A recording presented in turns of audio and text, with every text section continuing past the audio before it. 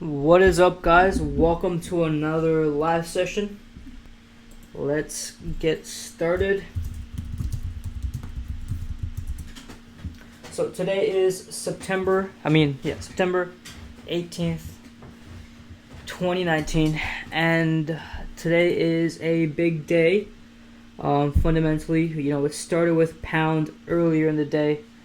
At London session 4:30 a.m. Eastern, we had CPI. Pretty much things across the board were negative, so that helped our pound trade. And then we had CAD CPI in the morning, which came out better than expected. So CAD did okay. We had common CPI that came out lower. And now we had USD crude oil inventories, 1.1 million barrels. So I think that's probably due to the attack on the Saudi plant. So the global supply is lower. Then you have the FOMC projections at 2 o'clock, the statement, and the rate. So I think they're looking to probably cut rates, maybe by another 0.25% or keep them as it is.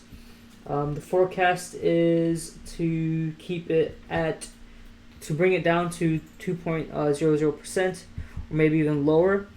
Hopefully that is not the case, or maybe if that is the case, Powell can instill some confidence in the economy, and we might actually have some USD strength momentarily.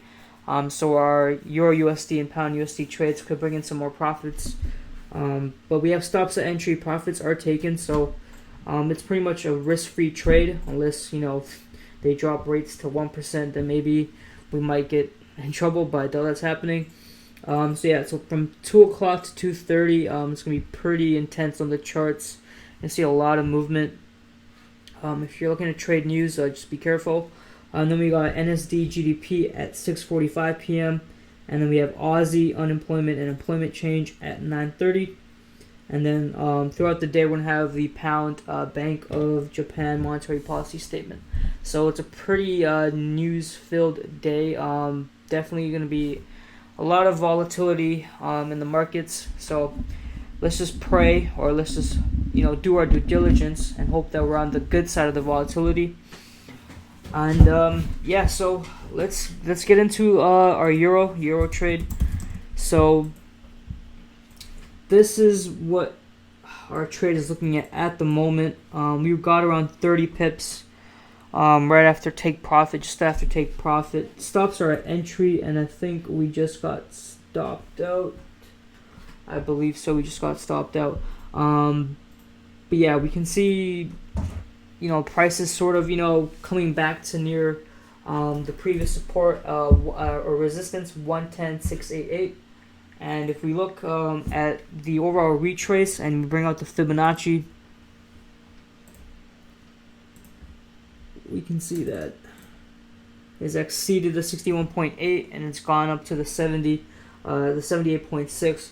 So I think the retrace for shorts is probably more than extreme to kind of call off the shorts, at least from where we shorted.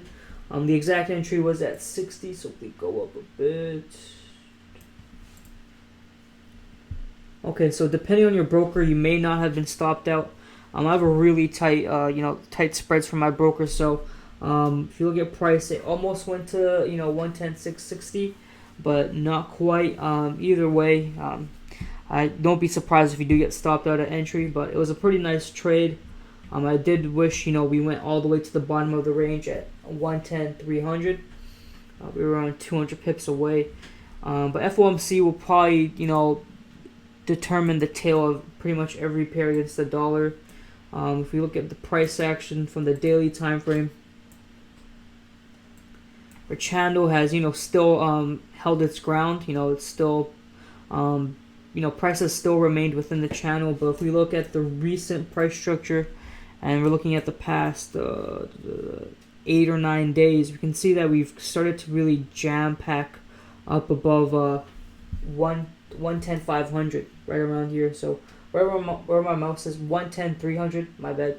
110.300 is where prices kind of just found support and has been just jamming packed candles on a smaller time frame. So if we look at the previous movements in our channel, they've been nice, clean, movements with longer bear runs than bull runs. But we have a shift in that. Obviously, we have some consolidation, but there's more buyers in this phase of the channel. So with the rate cut, we could see euro go to new highs. So I'm actually praying we get stopped out right now, because what we could do is maybe potentially trade the news and trade the news buy. Just have a buy stop, maybe somewhere above 110.800. I'll give a specific entry as we get closer to the news, because a lot can happen from now to 2 o'clock. But if I do give a setup for the news, I'll let you guys know on Telegram. But you can see it's ready to pop off. I would not be surprised if we go high, if we go to 111,000 or even higher. So let's watch out for that on euro. If you're trying to enter again short, just be cautious. Pound might be a similar story, but yeah. So pound. Yesterday I wanted to go long, and I did call the long signal. Let's go on the hourly. So what we had was this push above 12500, right? 125,000.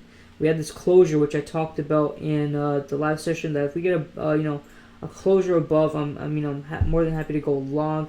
Obviously, this closure was not bullish.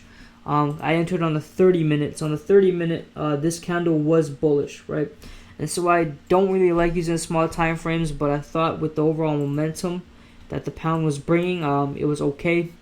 But we snapped back, and I think around here I got us out, because I like to trade ranges, and if you notice, we've closed back below 125,000, back within our range. So that's at that point I said, you know what, it's time to short, and we actually shorted from right above here, and we got around about 48 to 50 pips since pound has retraced.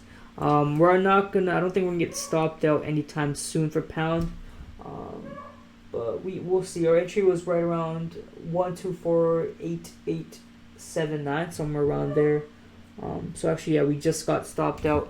But a pretty good setup that was probably just gonna be ruined by the news, even though it's already did most of its movement anyways. That's why I like trading ranges, because we have a range from, if you look to the left, we have a range from 125,000 to 124,200. And we got around 70% of that move. Very little drawdown. Pretty clean, concise move. So you're always gonna get pips when you trade ranges. Might be 70% of the range, 80, 100% of the range, sometimes 30. But as long as you secure those pips, you shouldn't be complaining. Now what we're seeing is price come back up, and if we just pan out, we can see we're still making higher highs, higher lows, higher highs, higher lows. So the overall price structure, even though we broke this trend line, is still up. So at the FOMC rate decision, if they do cut rates for a country that's looking to kind of re-identify itself, the pound can really just rocket, and we can take out these highs, especially 125,500, which was our long target from yesterday. So we'll be cautious about it. But if at 2 o'clock or even at 1:30, if we're above 125,000, I'd call a setup to go to 125,500. So definitely some setups on the market, but we're gonna have to be pretty safe. So we're gonna have to use tight stops. For example, that long, if we do get up here, our stops will be pretty damn tight. But obviously the overall payout and risk reward would be nice. So yeah, that's usually the case for CAD CHF. What's up? CAD CHF. Maybe because it depends what Powell says about the trade war, right? And overall the global tensions, because if there's any sense or indication that there's no trade deal coming anytime soon, the safe havens, so the Swiss is definitely going to be stronger, and the yen. So for example, if Powell says we needed to cut rates because the trade war still going with China, we're still having talks, but we're not close to a deal, What that's going to do is cause investors to seek the safe havens, and you're going to see pairs like the CAD CHF drop, USD CHF drop, USD yen. Any of those safe havens are going to take over, and gold is a safe haven. It's not really known as a popular safe haven, but it is a safe haven, so we might even see some movement on gold. But it all depends on the press conference, and which is at right at 2:30. So I believe that's going to be after the rate decision. They're probably going to talk about why they chose the rate the way they did, and etc. So we should be we could see potential weakness or strengthening of the Swiss. So the pairs that will definitely be affected are the dollar, the euro, and the Swiss and yens. Obviously, all those pairs have correlates and trade partners. So for example, if the yen gets affected, so will the Aussie. So a lot of pairs are going to be affected. So if you don't have to be in a trade during the news release, don't be in it. It's not worth the risk unless you have stops at entry and you're already taking profits. Then if you can bank some extra profits, then that's great. But yeah, a lot of pairs will get affected, especially with all the correlates. So I can look at CAD CHF in a bit. Usually the technicals and fundamentals are kind of aligned, especially for safe havens, but we'll take a look at that in a bit. I just wanted to look at gold. So yeah, it looks like gold is probably going to pop off too. Yesterday we spoke about 1490 was our target for shorts. We didn't quite get there. Since then, we've been using it as a support. I should move this. Now, recent price action has us right above 1503. This was the point where we shorted last week, and we kind of closed right above about 40 or 50 pips above 1503. And if you look at the overall price action, it's pretty ugly on gold. You have major moves up, major moves down. Nothing really enticing to tell you a direction. If you look at the title of this video, it's basically saying euro, pound, and gold. FOMC will tell the tale, and it's pretty disgusting, the price action on the hourly, but on the daily you can see it's pretty bullish. So we had the the nice recent surge, and then a pop off of support at 1490, and now it's looking like we're gonna go higher, maybe to 1519. So we do have this key resistance right here. The last time when volatility spiked up here is looking like we're gonna do a wick fill. So I'm gonna move this arrow over. 1519 is probably my target for end of the day, after FOMC and all that is done. So don't be surprised if it goes there. So if you're in gold shorts for any reason, make sure you might want to get out or just secure some profits. Trying to look at some. I don't really. That's the thing about trading with pretty subpar price action, is like to get the best entry, it's pretty hard. So for example, this setup that I just drew, it's about 157 risk to reward, and for gold, honestly, the ideal risk to reward for me is maybe 2.0. Especially during the news, I would not take it, but this is a setup that could happen, and don't be surprised if we do hit 1519. If there's an entry after the news, obviously I'll let you guys know. Let's look at USD yen. So yesterday I wanted to short it, but I realized that excuse me. So we closed below 108, 140, right? This blue horizontal line right here, and that was my cue to go short. But what happened was USD yen said psych and just popped back up, and so I think we closed way before that. But yeah, I wasn't too keen on the short afterwards, so we got out. I think at negative 11 pips. Obviously, if we do get a close below, we can short it again. And if you're trading news, 108, 140 is a nice place to look for key levels during the time of the release. So if price is here, for example, let's say it's 150, and we're right at 108.198 price. You can put sell stops maybe 15 pips below, buy stops about 15 pips above, and bank 10 to 15 pips off the news release just because of volatility. That's what you can do. We do have a video on our YouTube channel on how to trade news, so you can check that out. It is done by me. Just type in how to trade news, top-down analysis. So pretty, we got faked out, but it's okay. We cut the damage while it's cut the bleeding pretty short. So now let's look at CAD CHF. While I cover this, you guys could send me your last-minute questions before today's session is done. There's a lot of news that's coming through, so it's very hard to give you guys a setup. But Jared, you asked about CAD CHF. Yesterday I did see a potential short, but I didn't get that bearish closure I wanted. We might have that happen now because it is closing pretty bearish. So maybe, just maybe, make this a proper trend line. Maybe we can have this play out for the rest of the day. So we have our first touch, our second touch, and our our third touch in the process. Let's say the Fed does cut the rates. The dollar's obviously gonna be weaker.